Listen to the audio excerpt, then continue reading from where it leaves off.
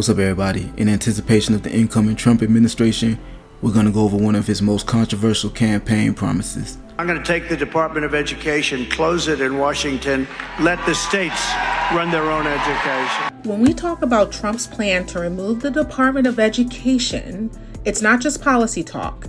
It's a direct threat to the foundation of public schooling and higher education in America. A win is a win. A win is a win. I don't care what y'all say. A win is a win. Trump is destroying every enemy that was an enemy of our rise. Who's the enemy of our rise? Is it the Department of Justice, where we get none? Is it Congress, where you make a law that favors us and then you turn around and destroy it? Is it the media that has destroyed every black leader that stood up for us? Martin Luther King suffered it. Malcolm suffered it. He's attacking the media, calls it fake news. We have been the victims of some fake news. Yes. He's beating up the FBI.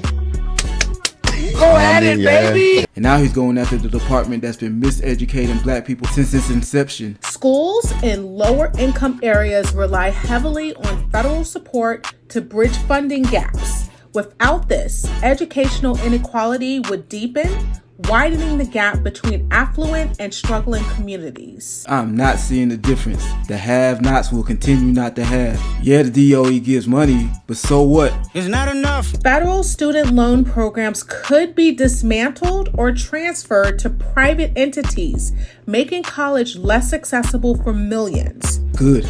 Some of y'all shouldn't have accessed it at all. For a lot of people, going to trade school would have been a much better return on your investment. There's a shortage of plumbers. You could have been getting paid, but unfortunately, You're not qualified, baby. Programs under the Alright, hold on, wait, this one is serious.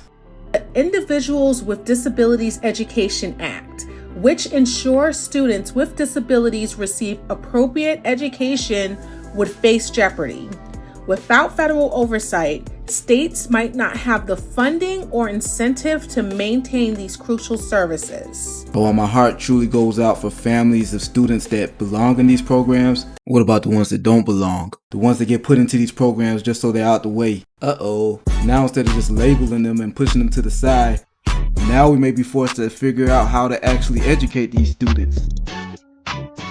Now more than ever, we need to understand the consequences and raise our voices for our future. I couldn't agree more. And all jokes aside, she did a good job explaining the potential consequences of closing the Department of Education. And I'm going to follow suit and raise my voice to talk about the actual consequences of maintaining the status quo. And you're welcome, but I'm not doing this out of the kindness of my heart. I'm doing this for my sake, for our sake. We have a lot of problems we need to fix, and our biggest challenges will require time and energy that a lot of us don't have left. So it's best we assign this mission to the ones that do, and it's our mission to prepare them. In other words, what I'm saying is, I believe the children are our future. Thank you. Teach them well and let them lead the way.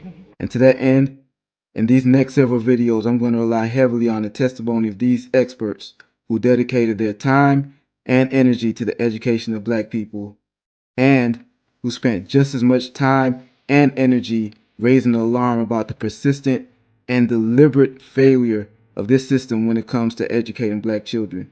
And if you don't know who any of these people are, I guarantee by the end of this series, you will have a completely different view on the education of black children. So please subscribe to make sure you catch part 1, dropping soon.